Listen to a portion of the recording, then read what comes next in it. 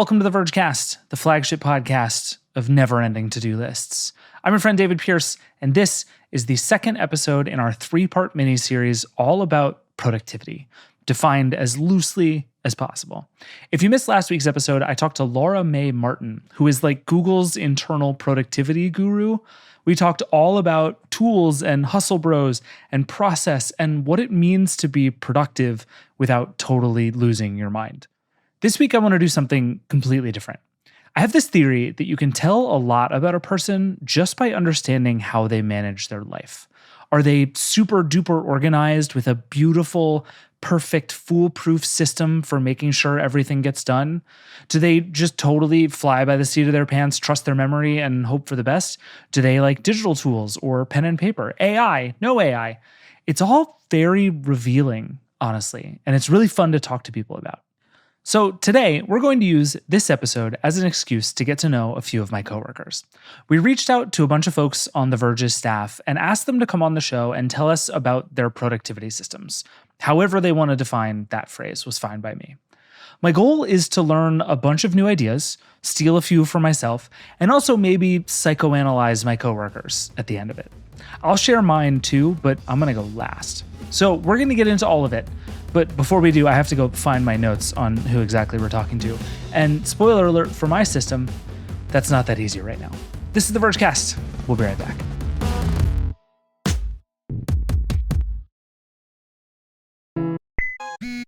All right, we're back. Let's get into it. How the people at The Verge get stuff done, and whether there's anything we can learn or steal or ruthlessly make fun of in all of their ideas.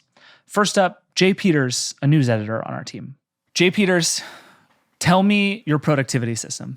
I have two different productivity systems, one for work and one for at home. Which would you prefer to hear about, or both? Well, first I have a question, which is why think of those as separate things? Does it help you to differentiate those so completely? Yeah, totally. Because then I can do things on the weekend without thinking about them as work stuff. And my personal productivity system links in pretty closely to how my wife does it as well. So we can kind of share tasks and language and communications that way. So that's like personal stuff. And then my work stuff is purely work stuff. And, I can add specific reminders for work things that don't muck up my personal reminders. It's just kind of a way for me to keep it separate. Okay. So let's start with the personal one. How does that work? So we are both fully in the Apple ecosystem. And so rely a lot on Apple reminders and Apple Notes and Apple Calendar. For reminders, I have my own personal set of reminders, and we do a set of shared reminders, which is super useful for weekend tasks or, remembering to reach out to X, Y, or Z person for their birthday, stuff like that.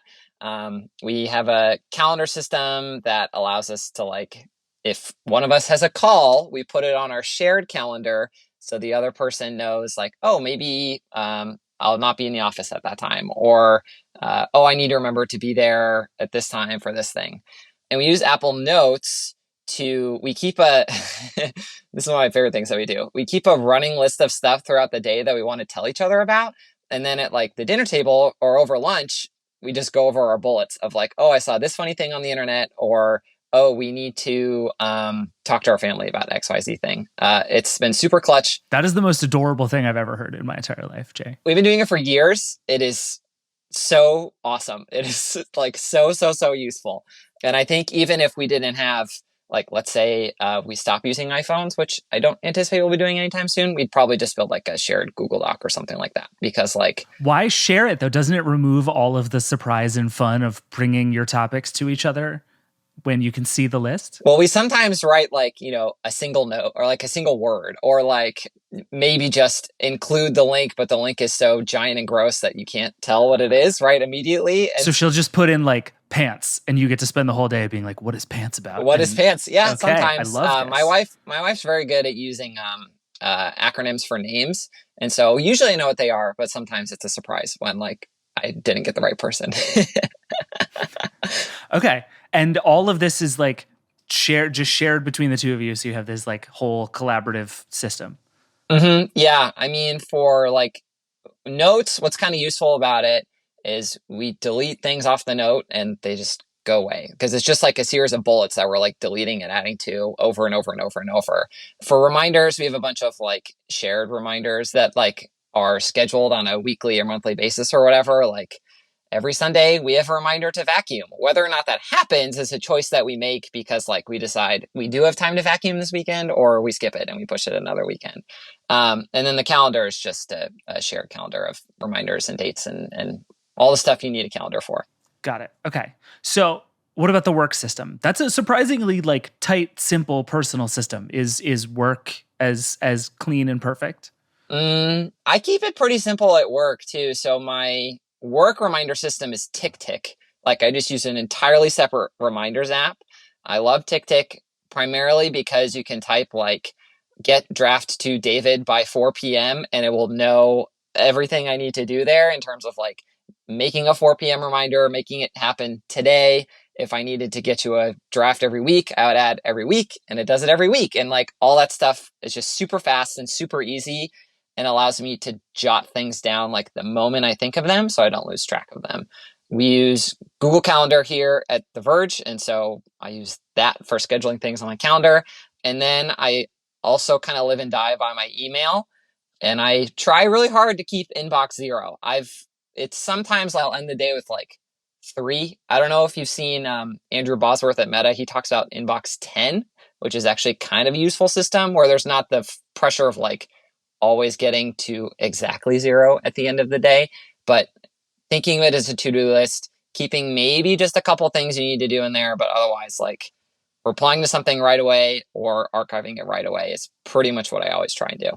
Okay. So again, this system makes a lot of sense to me. The only thing I'm tripped up on is it feels like you've given yourself so many things to check. And like I spend all of my time obsessively looking for one to-do list that does everything, because I'm like, dear God, I can barely remember to open this one app and look at it often enough. You've given yourself like 6. Are you just good about opening and checking these things? Mm-hmm. Yeah. I mean, I think of them all as like they're my separate spaces where I do certain tasks in certain places. And sometimes every once in a while it gets a little mixed up, but it's a system I've used for a few years at this point. And so like maybe if it's messy, I'm just used to it at this point. All right. Well, you have way too healthy a relationship with your productivity tools. I find this is very annoying and frustrating and making me feel bad about myself. So go away. Jay, thank you. That was great. This was great. Yep. Great to be here. I'm sorry I made you feel bad. All right. Next up on the Verge productivity docket, senior reviewer Victoria Song. V Song, welcome back. Hello. Tell me about your productivity system.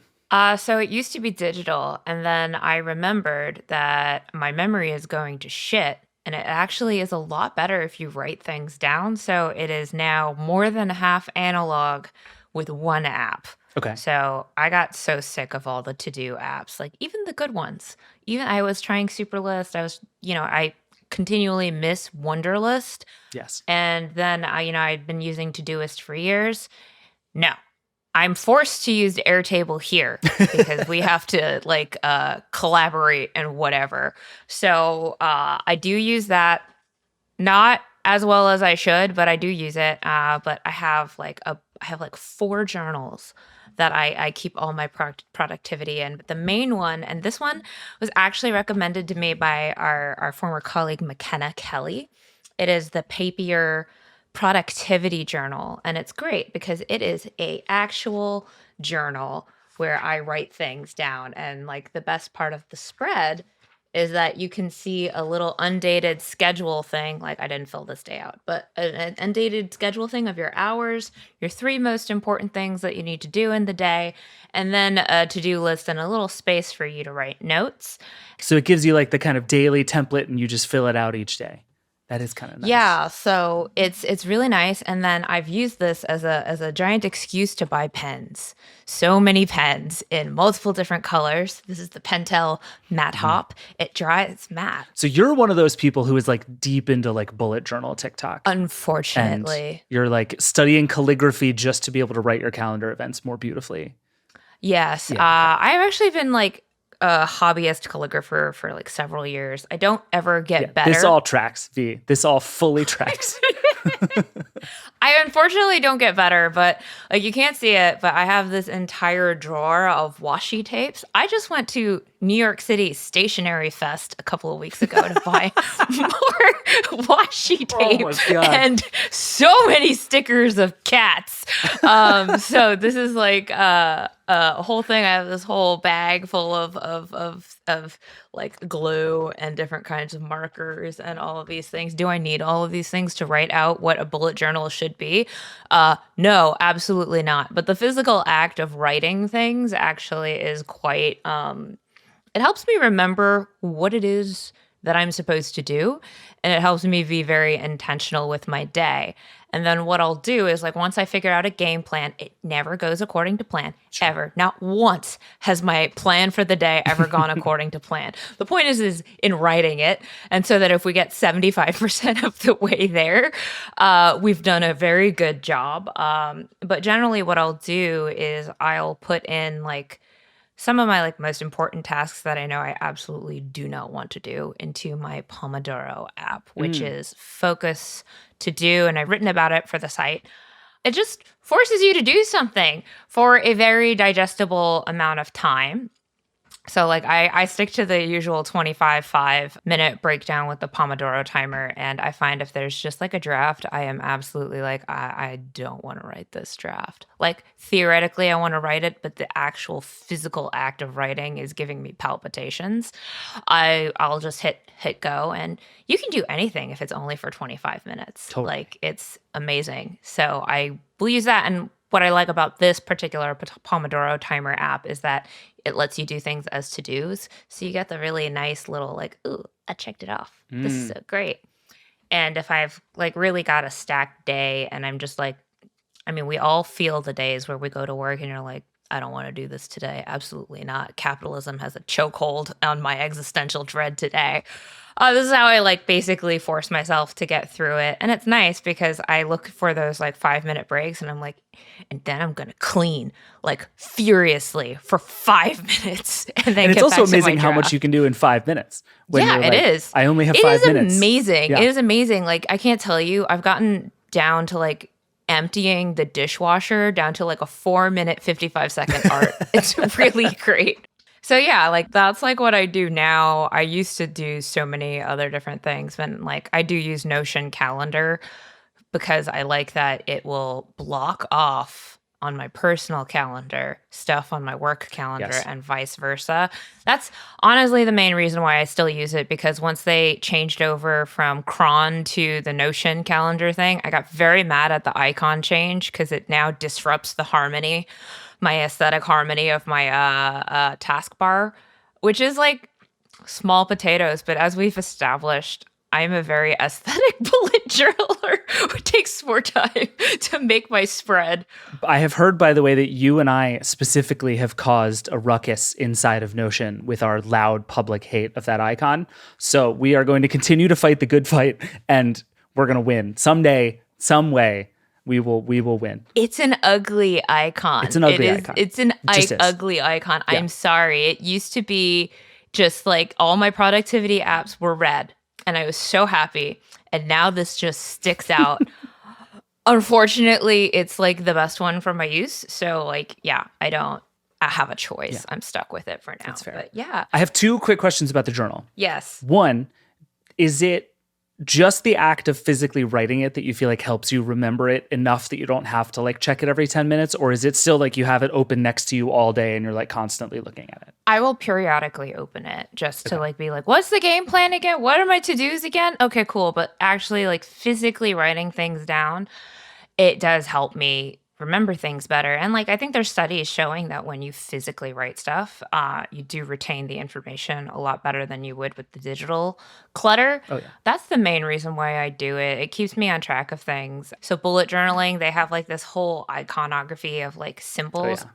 I hate it. Can't retain that stuff for the life of me.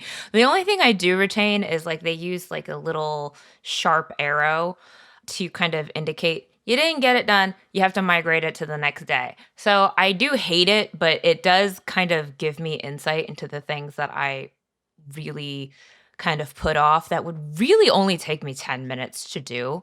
So I'll try Yeah. Yeah. And there's something too, the third day in a row, you're writing the same task that you've been moving where you're like, fine, I'll just do it. Like, leave me alone, journal. I'll just do the thing. I actually find it works a lot better, that annoyance, than actually just like resetting the due date digitally, because you can just erase the like. There's something about like the digitalness of it that really doesn't work for my brain, which is odd because I also wrote a story for The Verge that was like, all I want is one productivity app that does everything. It's never going to happen, but that's all I wanted for the long time. And I actually do think that like being obsessive and writing out every single workout that I've done for August helps me like visually. Like it's also insane because I've done like 38 workouts so far in August, but I don't know, something about it. And just like, oh, let me just write down every single book I read and my 4-word review of them, or just it just helps me be intentional. It's like a 5-minute break at the end of my day. It lets me not look at the horribleness of Airtable and getting mad at how everyone else is using it wrong compared to me, because I am the only one using it correctly. It's not true, but that's by just not using it very much. I think is that what you're saying? That I feels used right. to use it so much, and I got so frustrated with how everyone else at The Verge uses it that I was just like, screw this. Like I can't handle it anymore. Does the journal go everywhere with you, yeah. by the way, or does it like live on your desk and you come back to it at the beginning and end of the day? It lives on my desk and I come back to it at the end of the day. Like I do notice that on days that I go to the office, I tend to like fall off for that one day. So if you look at my journal, the Thursdays, which are the days I most often go into the office, completely blank most of the time. But that's okay. It's like not intended to be perfect. That's why I use undated journals. I used to use the dated ones, and then the pressure of filling every single day would just like make me not use it. So it's all undated. It's all loosey goosey. I stopped being too precious and pretty with all of my spreads, because then that was too much pressure to be like, oh my God, it's the 30th or the 31st of the month. I have to spend 4 hours calligraphying a spread with stickers and transfer papers and all that sort of stuff. So yeah, no. Like now I'm a normal person now, and I just mostly write stuff and I make things pretty for my brain. And that's about it. Yeah. I love that for you. Yeah. Also pens. I know, more pens. I just can't get over this convention you went to, but we'll talk about that another time. Thank you as always, V. No problem. Next on my productive person list is Cara Verlaney, The Verge's managing editor.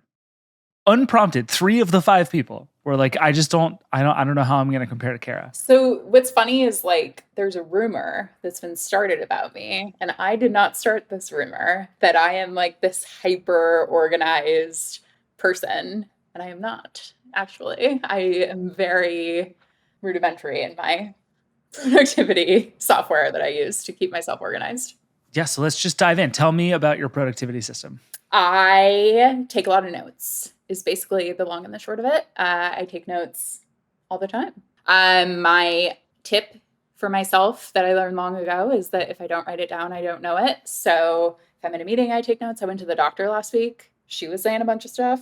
I wasn't going to remember that, so I took notes. I usually reach for just the notes app on my phone, because I don't need a bunch of AI summaries and prompts and ways to streamline and all of that stuff, because I actually think all of that is distracting and makes you less productive. So I like the stuff that's pretty basic. So is your notes app like just an unbelievably long series of individual notes, or do you have a notes system? It's an unbelievably long series of individual notes, Okay. but they do all have titles so that I can find them very quickly, because it often comes up where someone's like, oh, what did I say? And I'm like, I'm a Scorpio, I need receipts. Like, so I always am able to find what I'm searching for, which is very handy. But yeah, I don't interact with technology perhaps as much as some folks think. I do a lot of handwritten Post-its. Do you have a to-do list? I do have a to-do list. Yes. Okay. Tell me about it. It moves. It shifts based on where I am. I sit in multiple places during the day so that I can be closest to the sun. And so if I'm cat, basically. Okay. sitting, yeah, I'm a plant. I just angle. So if I'm at my desk, my to-do list is like a big wall calendar that I keep. I obviously keep things on my phone. My phone and my work computer do not talk to each other because I think that that's important. So I often have two things. I have like work Cara and then I have life Cara. And they don't interact with each other. But my Google Calendar interacts. But that's the only system that's allowed to overlap. Yeah. I try not to keep, like, if I was out of town the past 2 days and I took Slack off my phone. So I try to be very separate when I can be. Is that a like life work balance thing, or why keep them so far apart? I just think it's like, it's kind of a scam. Productivity is kind of a scam because you feel like the more time that you spend plugged into the thing is like making you better, but actually it's just wasting your time from doing the thing that needs to get done. And this is not to say that I don't procrastinate, because I do. I wait until the last minute to do literally everything, but there's something about like having to plug it into a thing so that I can cross it. Like that just doesn't make sense to me. So I'll often just so the idea of like it feels good to check something off of your to-do list does nothing for you. It like does. Sometimes if I'm like starting at like the top of a day and I know that I'll get something done in 5 minutes, sometimes I get that little like buzz, but oftentimes I'm like, I'm just going to get the thing done.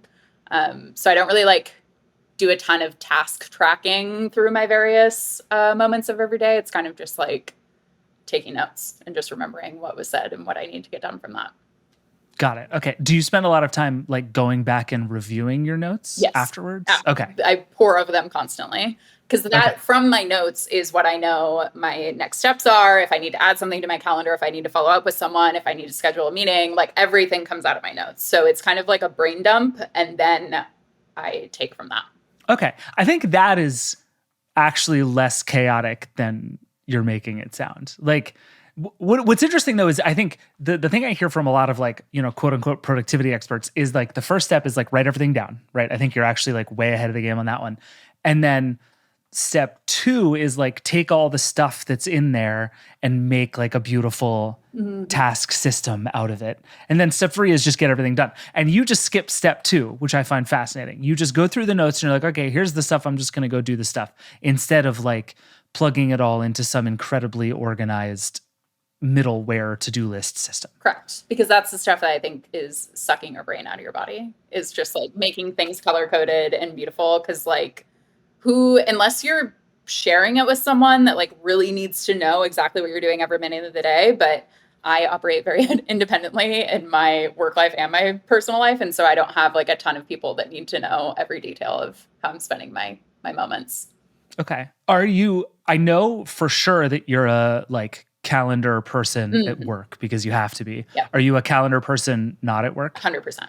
Yeah. Yeah. Are you like sending friends calendar invites when you're hanging out on Saturday? So I only do that with people that know me really well. I don't like, if I make a new friend, I'm not like, we're going to get drinks on Saturday. Like, I don't do that because that would be like next level. But if people know me really well, I also have a dear friend of mine who does that with me. Like, we're going to a wedding at the end of September and she already sent me the calendar invite for like when we need to be where, which I appreciate. I like it. There's something honestly like truly wonderful about that. Yeah. Like my immediate reaction is to be horrified by that. But the longer I think about it, I'm like, I love this. Yeah. Like, this is great. We are doing this together. Put it on my calendar. Let's go. Yeah, it's flattering when someone takes the time to like think of you and they're like, hey, they would probably appreciate like knowing that I'm telling them where to be, that I'm bossing them around. That's flattering. I think there's like an element too of if I don't write it down, I won't remember it. But if I write something down, it's in my head. So there will be some like vague recollection that someone quoted me, you know, something to come fix my car. And it's like, actually, I know that you said it was $737 because I know I wrote that down. So like, it's kind of like a weird photographic thing that happens to me. So even if I have like a workout class or like something like that, I put it in my calendar because then I won't forget that that's what's happening that night. So okay, that makes sense. Works for me. So the remembering it because you wrote it down thing is really interesting because I've talked to a couple of people on our staff for this episode who have said the reason they switched to like analog notebooks is because the act of writing longhand helped them remember. Yeah. And it's true, right? Like there's tons of science that says if you handwrite, you remember better than if you type. Have you, and I half expected you to be a person who like lifted up your giant trapper keeper of a notebook and you're like, look at this organizational system. Have you ever been that kind of person? 100%. Yes. Okay. I have, like I said, it just depends on where I'm seated, what kind of thing I use to keep track of things. So if I'm at my desk, which I'm not right now, I have like folders and Post-its and calendars and a thing about like, that's how I kind of organize myself. But when I'm not, I'm kind of left to more minimalist devices. So I think it just kind of depends on where. But for me, I think maybe this is what you're asking. It doesn't matter if I'm typing it or if I'm writing it, like same result, as long as it's going somewhere. Okay. I think this was also just like our age group thing was told, like maybe in college, that like writing things down is how you remember. Like I just think like that's just people think that way. And maybe it's true. I don't know. It is for me. I think the thing that I found that works is I do it much more slowly. Like I type really fast and I don't write by hand that fast. So there is something to the like,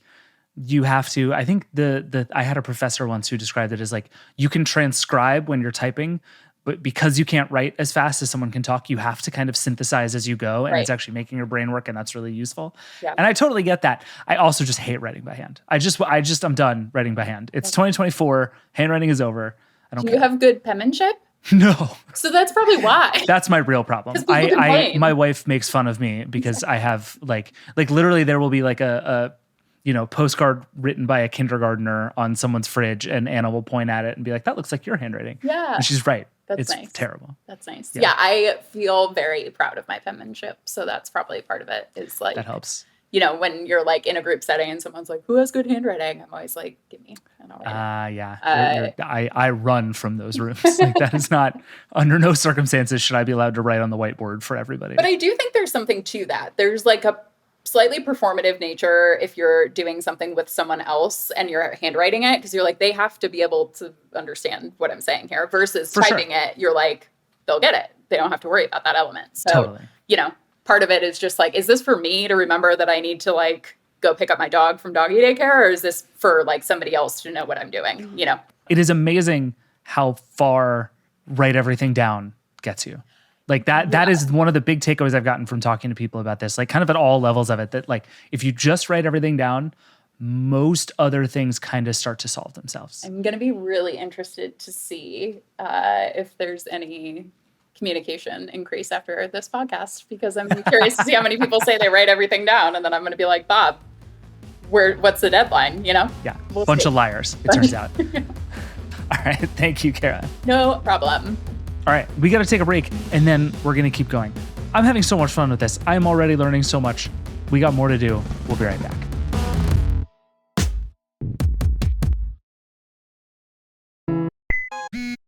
All right, we're back, and I have many more productivity questions for all of my friends here at The Verge.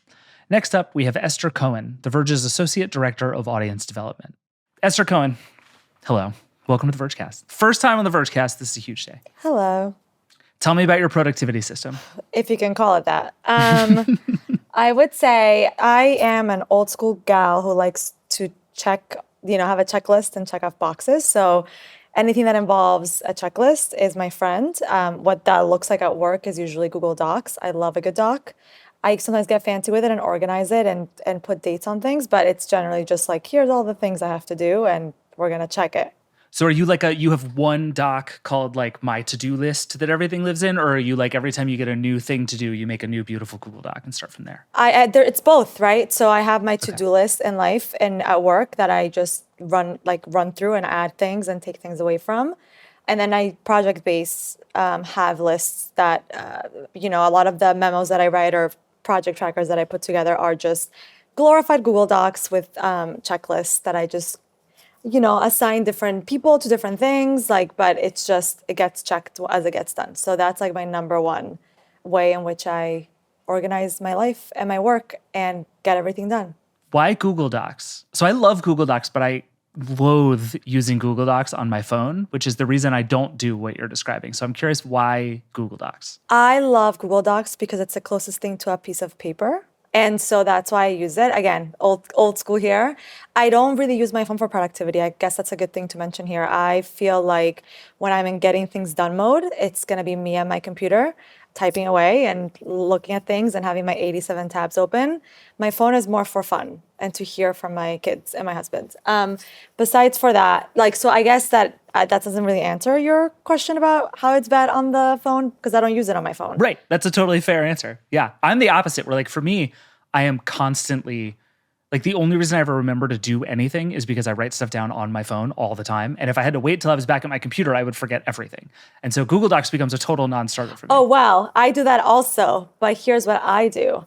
I text myself, remind like things that I want to remember. So that is my own chaotic personal system is I will text myself, whether it's like a link to something that I want to buy, whether it's a reminder to do something, like anything. And then that gets transferred to my to-do list when I'm sitting in front of my computer. So if I'm sitting down to write a grocery list, let's say, I can't do that on my phone. That has to be on my, and like I said, Google Docs is for my work life. For my personal life, I use the Notes app on the Apple Notes. So lame. But it has a really, really good check feature. So, but again, if I'm trying to get things done, whether it's like to plan a menu or figure out school supplies for the kids or whatever, I'm sitting down and typing on my computer. I'm not doing that on my phone. Does it help like organize your life a little bit where like when I'm sitting at my computer, I can do, you know, like capital P productive things. Yeah. And then I close the computer and I don't have to do those things anymore. Yeah, I think it's helpful because I feel like when I'm on the computer, I'm more focused. Whereas my phone is like the opposite of focus for me. It's just like jumping from like social media apps to streaming apps to the news to notifications to so-and-so's calling me and texts and WhatsApps. So I just like being from my computer. Sometimes I mute text if I need to focus really more. And that's like my work time. That's my getting things done time. And I think also like, again, I'm showing my age, but like, bigger screen, easier to just like picture the thing you need to picture, look at the full thing you need to do. I'm much more comfortable browsing the internet on my laptop browser than I am on my phone. Like I feel like the phone is too small and too confined. And so if I need to look something up or anything like that, I'm much more comfortable on the computer than I am on my phone. So. Okay. What about calendar? You're a person who has a lot of meetings at work, so I assume your calendar is very important. But are you a calendar person in general? Like, are you the one who's throwing like take out the trash in your calendar with a reminder every week kind of vibes? So if it's a spectrum, I'm definitely not all the way on that side, but I'm also not on the like ignore the calendar side. I would say I am really into calendar. I rely on my Google Calendar so much. But I'm not at the point where like I want to have a shared GCal with my husband. Like we're not like that's not like I'm not like, and I know a lot of people do that and they love it. Like I don't need to do that. Like no thanks. Are you the holdup there, or is your husband the holdup there? I think we are both very happy not to be that efficient as a family together. You know, like that's too much pressure. So when you have a thing that you all have to do together, how does it happen? I put it in my calendar. He puts it in his calendar. We remind each other. We just remember. Would you send him a calendar invite? No. Okay, that's too much too. Yeah, that's too much. I would not take it well if he did that to me. I feel like that's very aggressive. Thank you very much.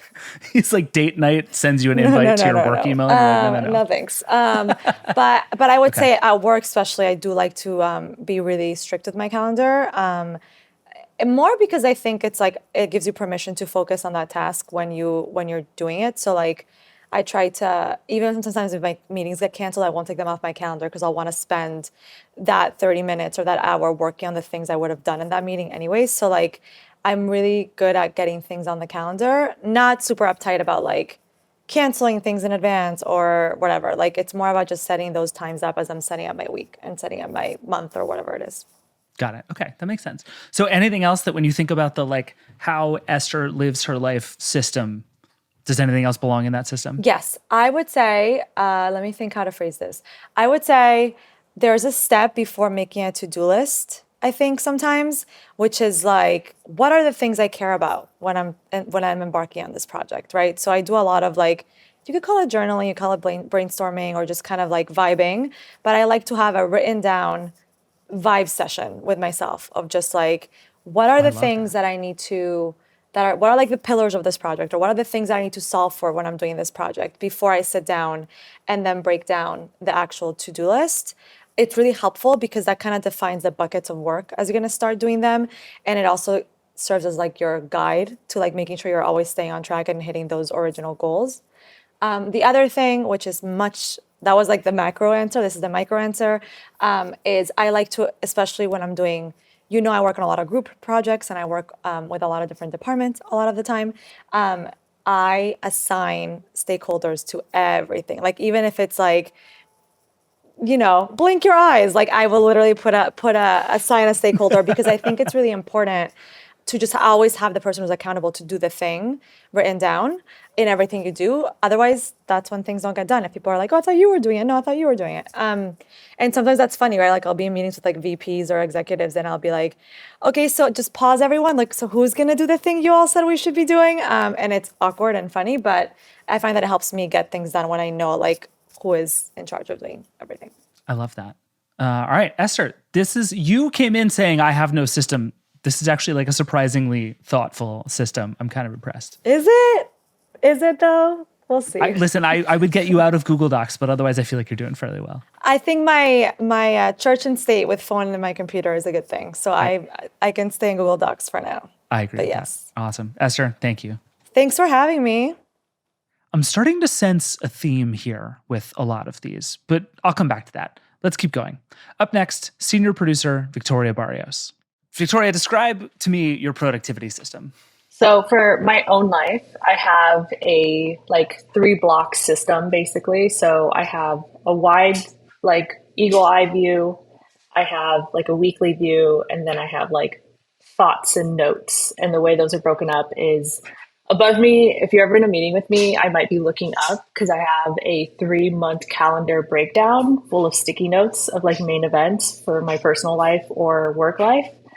And that's the best way for me to see both work and personal. And then a big paper calendar with sticky notes. Full of sticky notes, easy to reference. And then for my everyday weekly tasks, I have a Google Sheet that is broken up by the different team functions. So because of my role, I am integrating in a lot of different aspects of production, but also editorial management, special projects. So I have it literally broken down Monday, Wednesday, Friday, and then sponsorships, operations, production. And then I spend about 20 minutes a day before my day begins filling out my tasks. And usually... So you're just these are the buckets of my job, and then you kind of fill out each bucket each day. Exactly. Okay. And then I have this loose notebook next to me at all times, taking notes during meetings, whether they're actual direct tasks or thoughts that I have while someone else is speaking, especially depending what kind of meeting it is. I just had an operations meeting with Cara and Sarah, who are also two of the most organized people at the Verge. Yep. And for that one, it's I usually have tasks to do. I go in with the list of things I want to discuss written in this notebook, and then I have the tasks that I go away from. I take everything written in this, and then I'll put it onto that weekly calendar, and then I'll make sure that weekly calendar is working back from the big 3-month calendars. I feel crazy. I'm describing this to you. I feel crazy. No, I think you've actually described a surprisingly catch-all system that kind of collects everything. But what is tripping me up is the mix of digital and analog, because you're taking all your notes physically, but then you live inside of a spreadsheet. But then your most important stuff is on a physical wall calendar. So particularly with the sitting there at your computer during a meeting taking notes, why do that on paper instead of in a Google Doc or whatever notes app you feel like using? I feel that's more of a social courtesy. So I don't want to look at another screen while I'm speaking to someone taking notes. I also don't want to break because visually, unless I have a huge monitor, which I don't. So maybe this will change in the future. But if I want to be looking at the computer and looking at the person, I'd have to split my windows to then be taking notes. So it really comes down to one, social courtesy, and another being the amount of space I have on my windows and how cluttered I want that to feel. So the Excel weekly stuff, I'm not looking at that constantly. I'm not referencing that constantly unless I finish a task. So I have a task, you break around for an hour, 20 minutes, whatever it is, X amount of time. Throughout the day, I don't need it. and I don't want a window that I constantly need. I've tried like the Google for like Google Notes or Google Keep or yeah, I tried that. And I found that I kept having to go to like a certain tab to keep that open. It's not like flush across all screens and all tabs and all programs. So the 2 paper things help me keep that, like keeping it flush across it, no matter what I'm working into or what program I'm looking into. And I reference them constantly. Like I'm constantly looking at these calendars because I'm constantly talking about when things should be published and who's doing what and where. I'm realizing now, I've never really thought about this, but just having like an at a glance thing that is just like, here are the 1 or 2 most important things on days is so helpful. Like this happens to me all the time where it's just like, oh, somebody is like, can we do this thing 2 weeks from Thursday? And being able to just look up and be like, oh, what's 2 weeks from Thursday? And just have like the 1 or 2 main things for that day seems so useful. I think I'm going to end up stealing that idea from you. Yeah, please do. It's probably my proudest like moment of realization. Working at my desk for 4 years. So why a spreadsheet, by the way, for all the weekly stuff? Is that because you're like working with other people and sharing that stuff, or you're just like a spreadsheet person? I know from experience you are a bit of a spreadsheet person, but I'm curious why it works for you. I'm 1,000% proud spreadsheet girl, and I think it's super versatile.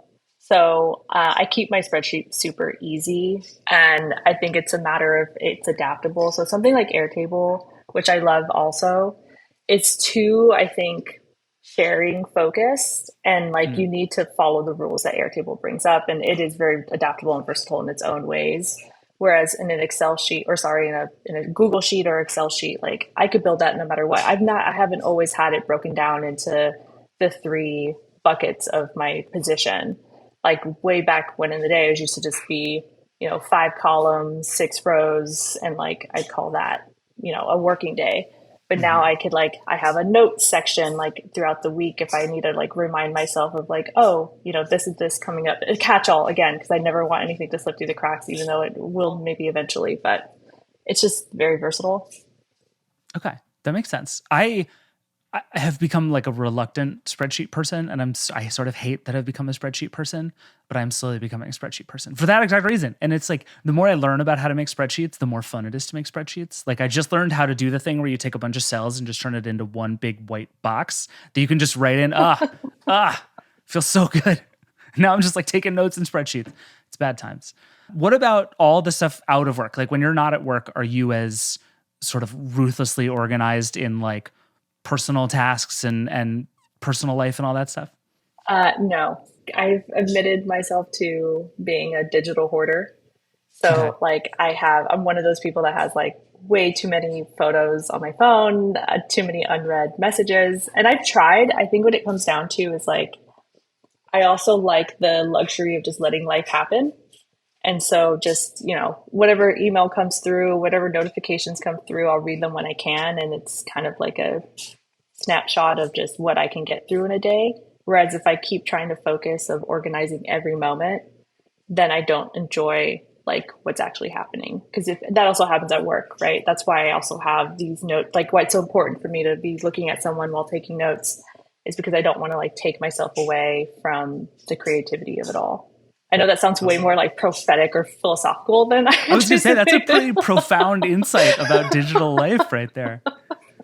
That's really good. So no, I would say like the biggest buckets I have is like these big calendars for my personal, like how I'm organizing, but how I organize when I'm like in a team setting is very different because how I understand how other people are taking information is going to be very different. So this is why you're a good producer, because there's like, you're like left to my own devices, just let chaos reign.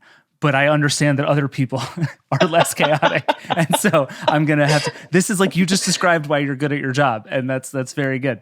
That's good, at least. All right. Awesome. Victoria, thank you very much. This is super fun. Next on my list, we have Jake Kastronakis, The Verge's executive editor. I, for the longest time, just wrote down a manual to-do list in text edit every day. I wanted it to be as ugly and simple as possible.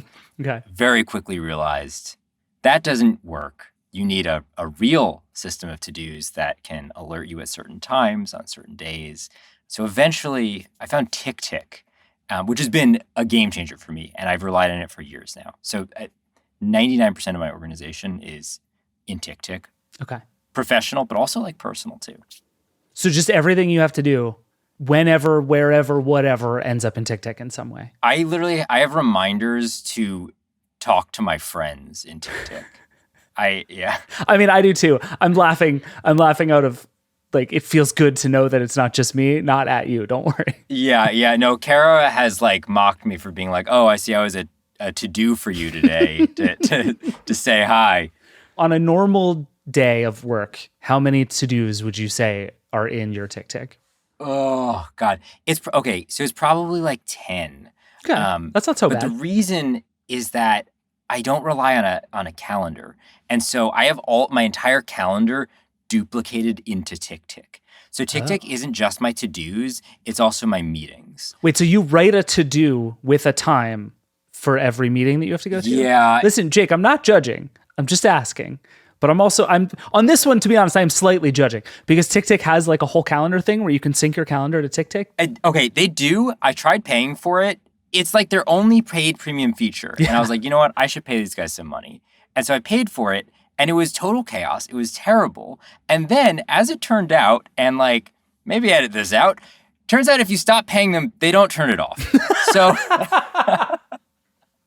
Okay, so cool. I'm not recommending anybody do that, but I may still have access to some of their calendar features. Yeah, but basically that is what I do. If somebody sends me a Google Calendar invite, I accept it in Google, and then I go over to Tick and I type it in because I don't know how to get the alert from Google Calendar. I don't have a Google Calendar app that's real pretty and nice and simple. Yeah, I just want a nice little list. Okay, so you like your days are basically you like wake up and just sort of follow your Tick list down through the day. Yeah. It's like a mix of untimed, just like general to-dos at the top. And then I've got my list of like basically meetings after that. And then, very pleasantly check them off. And you can set things to repeat the next day, the next week, the next month. So do you check your calendar essentially never? No, I still check my calendar all the time. Okay, but just in case? I guess the visual element of checking the calendar is still helpful. And I don't get that from the to-do list, which is weird because otherwise I don't find the calendar. I find it overwhelming. There is something. So I've, as you well know, as the person who edits most of my stories, I have been writing about calendar apps for forever. One of the things I have found fascinating about calendar apps is that they're mostly terrible, but the like time grid might be perfect. Like we might have just solved it when it comes to like quickly looking at a thing and getting a sense of what's going on and when. Lots of people have tried to do a new job and the time grid might just be perfect. And I've gone through the same thing where like a list of stuff I have to do doesn't like communicate the same level of understanding that just like quickly opening my calendar and looking at it does. Yeah, a list is perfect for me personally if I'm just planning out my own day. But as soon as somebody says, when are you free? Or as soon as I have to figure out when I mix in with somebody else's schedule, just got to go to the calendar app. Totally. Are you a person, like, do you every morning or every night, like, sit down and make a plan? Or do you just, like, show up and see what Tick has for you? Oh, God, no. Yeah, I just, like, if it's either in there or it's not. Okay. Yeah. If it's not, then I'm forgetting somebody's birthday. Okay. That's, listen, I buy it. So do you have things like you see a link that you want to come back to? Where does that go? A link that I want to come back to? Oh, it just stays as an open tab until it destroys your computer, doesn't it? Yeah, no, that's 100%. Yeah. That's most people's answer, and it makes me so sad, but it is the answer. Yeah. I just leave it as an open Chrome tab until my computer beach balls, and then many of them are gone, and that's just what it is. That's the cycle of life. What's your stance on email these days? That's an existential question. Email is sort of like my B tier to-do list. Okay. Email is like, I leave a lot of things to be like, I got to get back to that. Now, the problem is when I have to respond to somebody and then I'm like, it's been a month. Feel bad about this. My inbox is a total. I do clear it out. I aim for inbox 0. But that requires archiving 100 emails a day because I get so much nonsense. But it is like, I don't know. I guess email is mostly like a secondary to-do list for me. So I check tick, and then I go over to my email, and I'm like, oh, okay, what do I actually have to do? Okay. Yeah, I feel like we are a weird example because like more than any company I've ever worked at, Vox Media just like does not use email. Like we are so Slack run as a company that I think we have a different relationship with our inboxes than most, where like if I got an email from Nilay, I would literally assume it was spam.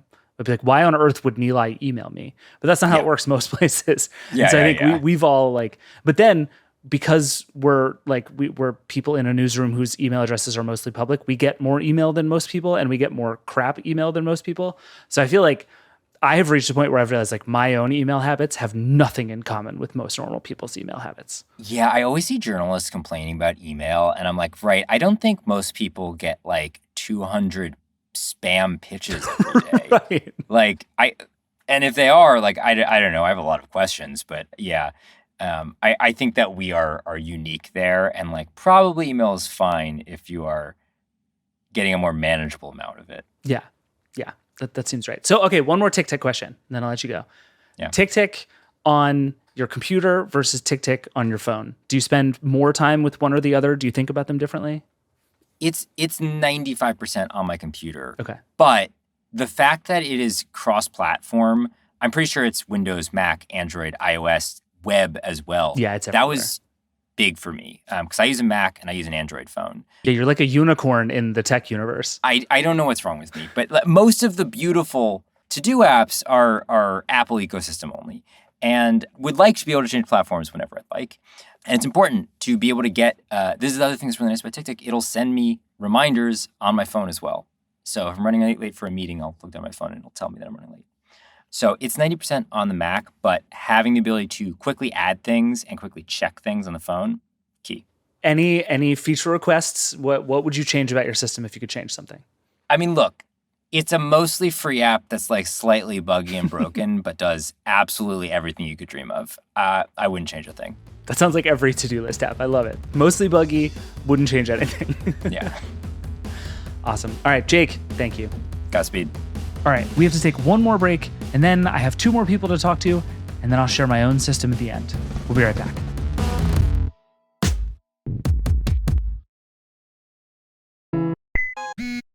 All right, we're back. Time to continue Verge productivity sharing feelings time.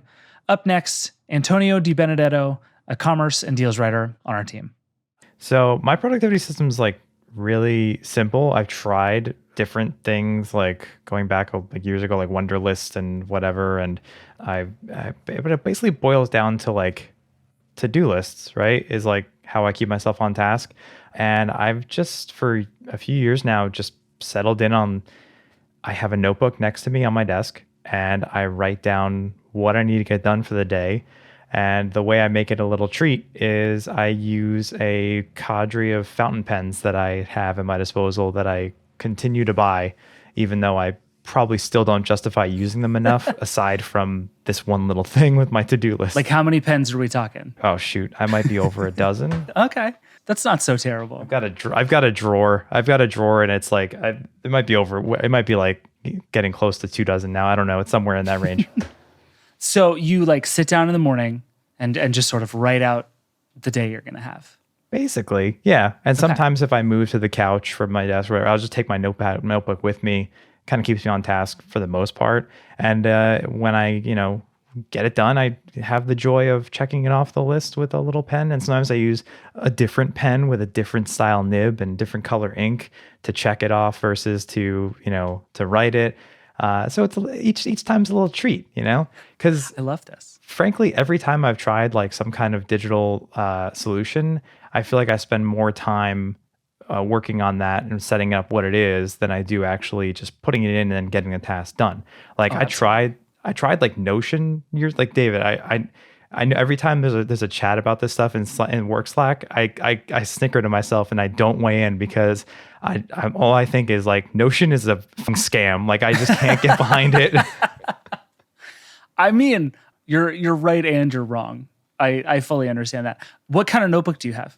So I've alternated. Oh yeah, and this is an important thing. Yeah, notebooks are pretty cheap, and I think it's fun to get ones of different styles. Like I've used like this like basic black one that my wife got me, I think off Amazon like years ago, and it looks like a whole lot like moleskin or that kind of style. But you can pick ones that have like different like rulings, like different like line spacing or dots instead of like a dot grid instead of lines. Or I've used one that had, it was really a sketchbook. I think my wife wasn't happy with me that I kind of stole her sketch pad because it was kind of fancy. But I liked having for a period of time no lines at all. It was kind of like, oh, I can write big, I can write small. And some pens that have like a broad nib, for example, force you to write bigger, and that can be kind of fun or adventurous. But I've kind of settled on like a Rhodia notepad that's spiral bound, and the spiral is on the top, which is kind of nice because you can like tear these sheets out, throw them away when you're done with them, or kind of keep it nice and tidy if you really muck up a sheet.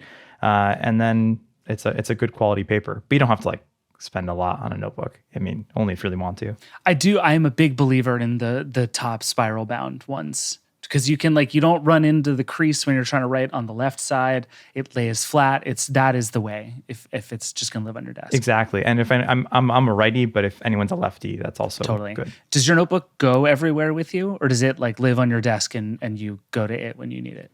It usually lives on my desk. I don't go to many places, sadly. But I know that feeling. Yeah, I mean, I'm remote, but I have gone to our New York office like a handful of times. And yeah, every time I've gone, I've brought my notebook with me. Sometimes it doesn't leave the bag, but hey, it's all well intentioned, right? Like we're just trying here. Absolutely, I'm with you. So what about calendar-y stuff when you're I have to do something next Thursday? Where does that go? Yeah, I mean, that's where I always lean on digital stuff, and that's really going to be Google Calendar. For work, I've got my work and personal calendars, of course, separated. Personal calendars, my wife and I have a bunch of shared ones that are here's our events, here's our work related stuff or hustles or whatever that maybe come up from time to time. So they're all color coded, and family functions, stuff like that. So when it comes to scheduling in advance, there's that. And then what I do for my personal errands, I just use a Google Keep to-do list sometimes. If I'm just because I think I started using Google Keep years ago when I had a Pixel, is because it was there and it's clean and simple enough to make a little checklist. And it is the perfect, if you just want a notes app you use every once in a while, Google Keep is perfect. Exactly. And it's the perfect kind of thing to not care about, because it's just pull it up, make some check boxes. It's this is the kind of thing I'm it's a Saturday and I've got a bunch of chores to get done. And I want some kind of I just want to write this stuff down fast, without again, going to my desk and writing stuff down by hand. That'd be nice, but I just don't need to on a busy Saturday.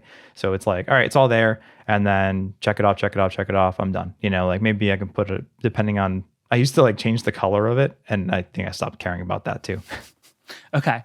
So that sounds very much like you think about it the same way you think about the physical notebook, just kind of a digital version of it has pages you can tear off as you need to.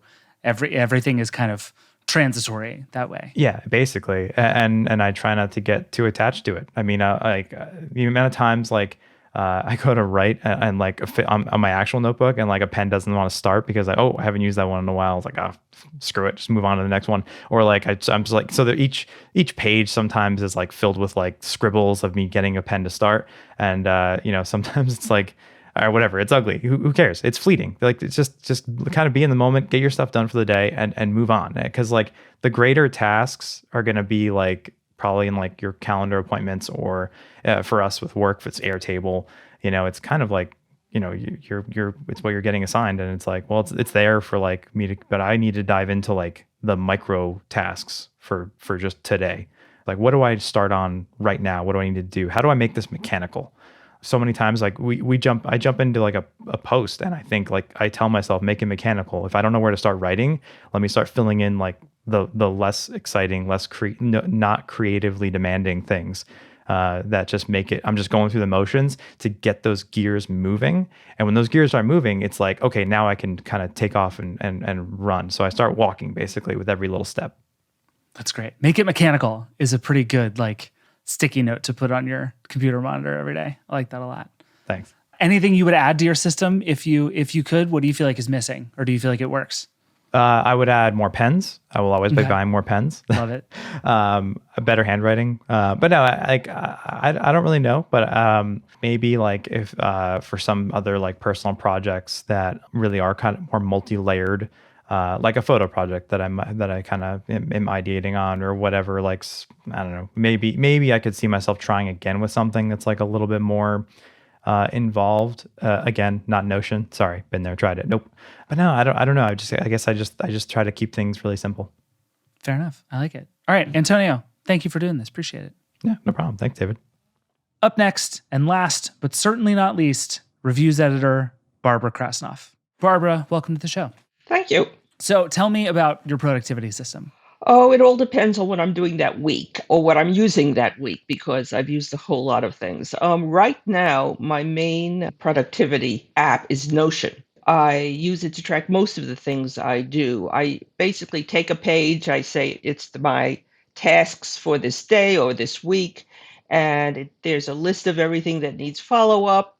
Sometimes I use a checkbox to-do list. Sometimes I just type things out. Sometimes there are links to the Slack messages that inspired them. Sometimes I've got due dates, sometimes I don't. If anyone else looked at it, they wouldn't see it as an organizational system. They'd see it as a mass of stuff. But it works for me. I did try to be more organized with Notion. I tried building a Notion database, because if you do that, then you can right-click on a Slack entry and share directly with Notion without having to do the cut and paste thing. And I tried that for about 2 weeks, and it did not work for me. It was much too formal. In fact, that's it. It was much too formal. I just couldn't deal with that. I had the exact same experience. It ends up being, it felt so fiddly to me to be inside of this database thing that I went back to the same thing you did of just like, I'm just going to write down a bunch of stuff and figure it out from there. Absolutely. Now, if there's something that I'm really afraid I'll miss, like a task that's due at a certain date, then I'll use Google Tasks. And the reason I use that is because I'm always checking my calendar, because I'm always missing meetings. So I'm always checking the calendar, and that the tasks come right up on the calendar. I mostly don't give them times. I just give them a date, because then you have this big colored bar across the top of each date. And I can use that to give myself a sort of poke in the ass.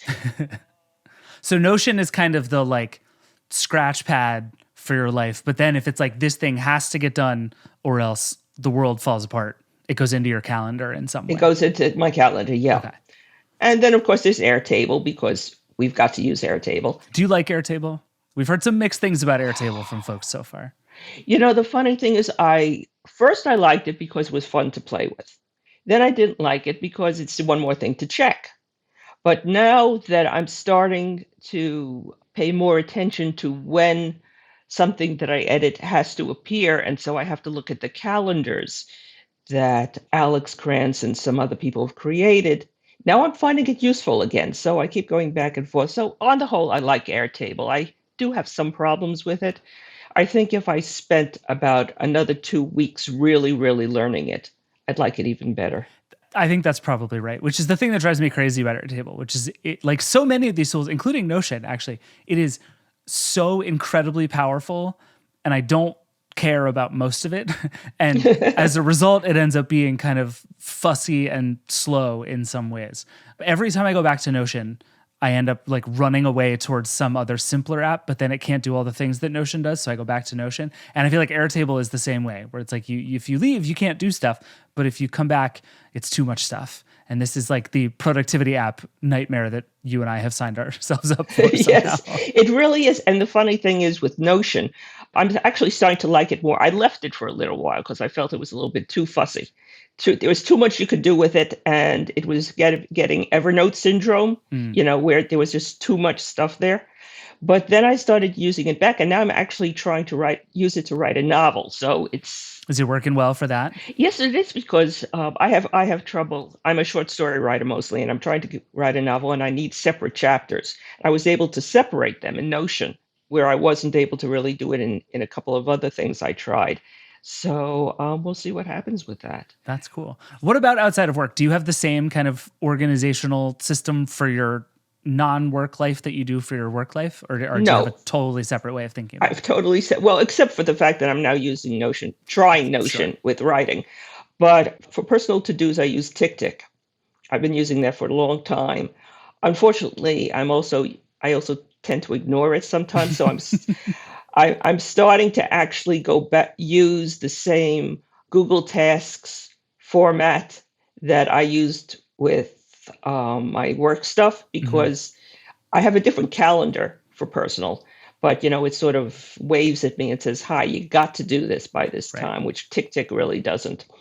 And then I used to use Evernote, but it got too large, and then it got too expensive, way too expensive. Agreed. For what I used it for, which was fairly simple stuff. So I recently left Evernote in favor of UpNote, which is one of the lesser known ones. And I'm keeping my fingers crossed because it's also very small. So who knows, it'll be around in 5 years. But it pulled in my Evernote stuff without much trouble. And it looks a little bit like a simpler version of Evernote. I like it. It's just a day by day. You can make to-do notes, or you can write whole essays, and it looks a little bit like Evernote. I was gonna say, it's like if Evernote were much better designed and didn't have 15 years of like cruft attached to it. I feel like that's what UpNote looks like. Yeah, exactly. Yeah, exactly. And they're responsive. I had a little trouble with my getting my Evernote stuff over. And I sent them a note and figured I'd hear from them in about 2 weeks. And I heard from them in a few hours. Nice. So it was great. That is really great. Any other apps you've tried recently that you really like? You're probably the person on staff who tests as many of these as I do. I just do it because I'm a lunatic. You do it because you like to help people on the internet. Anything else you've tried recently that you like? Not recently, no. I mean, there are several. I should have brought up my article because I can never remember the names of these things. There are several that are sort of on the UpNote level that are okay, and that I was trying. And so let's see. I use Keep occasionally, but that's only for the odd note here and there. Joplin was not bad. Okay. That's really interesting because it uses Markdown. And my problem with it was it depends on Markdown a little bit too much. And if that doesn't bother you, it's really nice and simple. And, there is a very decent free version available. That's a good one. I have not tried that one, but I have heard a few people who swear by Joplin as a tool for collecting all your stuff. And a lot of people swear by Obsidian as well. And that was what I almost went to Obsidian. It was between that and UpNote. And I ended up with UpNote. I also use a notebook. I mean, I actually write. What a concept. In a real notebook. So there's that as well. I always carry something like that around with me because, sometimes you just have to grab something and write down a very quick note. I have not found it as easy to, grab my phone and talk into it. Sometimes I do, but not all the time. This all makes a lot of sense to me. It just sounds like a lot of things. That's my only immediate reaction is like, this strikes me as a lot of places just to check for stuff. And especially like, the to-do lists. As soon as you said, I also use TickTick, I was like, do you remember to check TickTick? And you said you don't. But so do you ever feel like you want to consolidate everything into fewer places, or does the system you have work for you? I should probably consolidate a little bit. My biggest problem is with the to-do list, with the TickTick versus Google Tasks. And I sometimes think I need to go to TickTick, look at all the stuff that's like months old that I haven't done. Sure. And go through that and get rid of it. I'm so used to using it. Then sometimes I think I should be using Google Tasks. I should be just using TickTick better. But those are the only two, because everything else, like Notion, I use for almost everything else. I like playing with the other stuff, but I usually tend to come back to that. And the only other thing I really use is writing in a notebook, and that's just something I carry around with me. And then if there's anything in there that I need permanently, then I move it over. Fair enough. Yeah. Again, I keep trying to quit Notion and I keep coming back to Notion. So I feel I know. And by the way, if you find anything that you think I should be trying or playing with or adding to my list of note-taking apps, please tell me, because I'm always playing with new ones. I will. I'll keep you posted for sure. All right, Barbara, thank you so much. Thank you. This was a lot of fun. Well, that was fascinating. There are some things in there I'm definitely going to steal immediately, like Jay's shared doc of stuff to talk about with his partner and Victoria's wall calendar. I also think the idea of just like writing all your stuff down, no matter what, as a to-do list is great. Also, Cara is definitely right. Everyone should just take more notes on everything all the time. But before I make anything work better, in the spirit of sharing and openness, here's how my system currently works. I've tried everything. Like I actually feel fair saying that. I've tried every app that there is to try. I've tried a lot of systems, and I've settled on this thing that you hear a lot called time blocking. And basically the idea is at the beginning of every day or the night before, or whenever you want to do it, you sit down and you go through your calendar and you give every minute a job, right? So things like projects you have to get done, you don't just put them on a list, you put them on your calendar at a time. Because the theory is if you don't give things a time to get done, they won't get done. And so I, for a long time, would have things like take a shower and eat breakfast as calendar events. And then that started to seem bananas. So now it's just an hour of like get ready in the morning on my calendar every day. But I put sit and watch movies on my calendar. Like downtime is a thing I schedule now, because the idea is if you put everything in your calendar in a way that works and makes sense, you can trust that when you say downtime, you can do downtime. And that has actually been really meaningful for me. The app I use most is an app called NotePlan. It's mostly on Apple devices, but there's a web app now that works pretty well too. And its thing is it's basically a combination of calendar, notes, and to-do list app. And I wouldn't say it's amazing at any of those things, but it does all of them serviceably well. And I love that. So I can open the app and it shows me all my calendar events in the right sidebar for the day and all of my reminders. I mostly use Apple reminders now because I use an iPhone and it's just easy to use Siri to dump stuff into reminders. And then it shows up in that sidebar in NotePlan. And so every morning I'll sit down, I'll look at my calendar events, I'll look at my to-do list, and I will basically write a bulleted list of everything in order that I plan to do that day.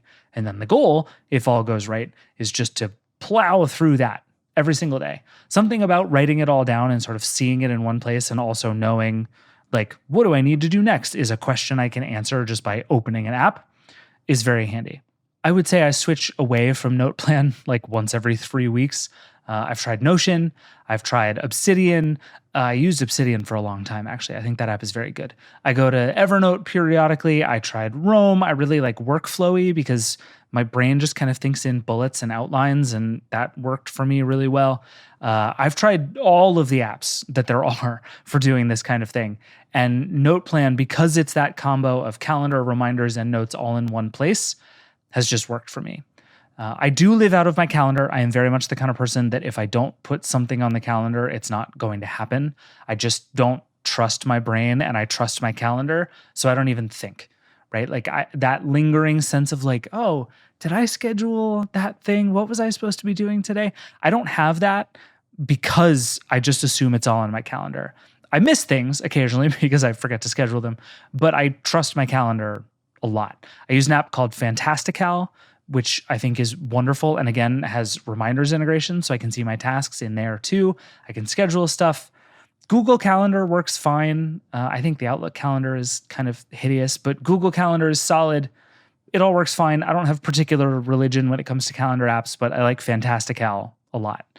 Like I said, I use Apple reminders. I've switched between all the to-do lists. I think Todoist is great. I think TickTick, which a bunch of my colleagues have mentioned, is also great. But for me, just being able to like fire up Siri, say, remind me to take out the trash at 9 p.m. tomorrow. But just being able to fire up Siri, say, remind me to take out the trash at 9 p.m. tomorrow and have it appear in the rest of my system is amazing. The other part of my system, I would say, is what I use for bigger projects, like stories I'm working on or Vergecast episodes or bigger things, especially things with due dates and deadlines. I have used literally every app that exists to do this kind of thing. I've used Notion, where I built a really beautiful database and Kanban board that has everything just right. I've used what basically you could just call like a big long list of stuff. There's a productivity blog that I read a long time ago that says one thing a lot of CEOs do is just have a long ass list. So I've tried the long ass list. Right now I'm using an app called Capacities that I think is pretty clever. It has some neat organizational tools, but it might be too complicated. I might end up back at Notion before I get frustrated with it and switch to something else. Again, the note plan thing is pretty settled for me, but this idea of like, how do I manage all of the different sorts of things that I need to get done in one way, shape, or form that's bigger than just like a task I can write on one line, I have not solved. And I spend a lot of time thinking about it because I think when I get it right, somehow everything will become more pleasant and doable in my life. Probably not, but it's worth a try. All of this is to say, I think the big thing I've learned from this is that I switch too much and this anarchy is bad. All of my information is in lots of places. I don't necessarily know how to use each of these apps to their fullest extent, which is a thing I talked about a lot with Laura Mae Martin. The idea of like really understanding the settings and being able to make the most of the app. I don't have any of that, and I got to work on that. And to that point, one thing that I'm learning, both from talking to Laura last week and talking to all my colleagues here, is that simplicity and consolidation actually go a really long way. Our digital lives by nature kind of tend to spiral, right? We're on so many platforms, we're in so many apps, we do so many different kinds of things all day, and we're interacting with these endless feeds full of stuff that it just feels like the entropy of it all feels inevitable.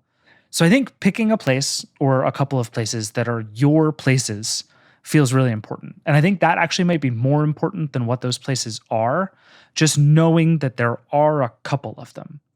Whether it's telling people that email and text is better than Slack for you, or throwing your entire life, no matter what it is, into a to-do list, or just being like, I am a person who uses Google Docs for everything.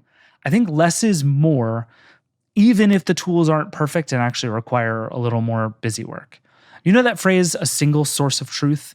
I think having that for your digital life might actually be more important and more useful than building these perfect, beautiful, interlocking systems that I've been trying to build myself for way too many years at this point. Anyway, lots to think about, lots of good ideas.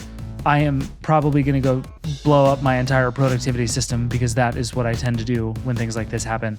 And we have one more episode actually coming up in this series, which I suspect will have some insight into this as well. We're going to talk about one of the OG, all-time most popular productivity apps and kind of how the world changed around it. But for now, that's it for the Vergecast today. Thank you to everybody who came on the show and did this with me. And thank you, as always, for listening. If you have thoughts, questions, feelings, or awesome productivity systems you want to ruin my life by introducing me to, you can always email us, vergecast@theverge.com. Keep calling the hotline, 866-VERGE11. We love hearing from you. The feedback to this series so far has been really fun. I worry sometimes that I'm like the only person who thinks too much about productivity and how to manage your life digitally. So it's been really nice to hear from all the people who have enjoyed this as much as I have. Thank you to everybody who's reached out. This show is produced by Angel Marino, Liam James, and Will Poor, and this episode was edited by Xander Adams. The Vergecast is a Verge production and part of the Vox Media Podcast Network. We'll be back on Tuesday and Friday with our regularly scheduled programming. Everybody's back. We're going to have tons of fun stuff, and we actually have a couple of really great things coming up this week. We'll see you then. Rock and roll.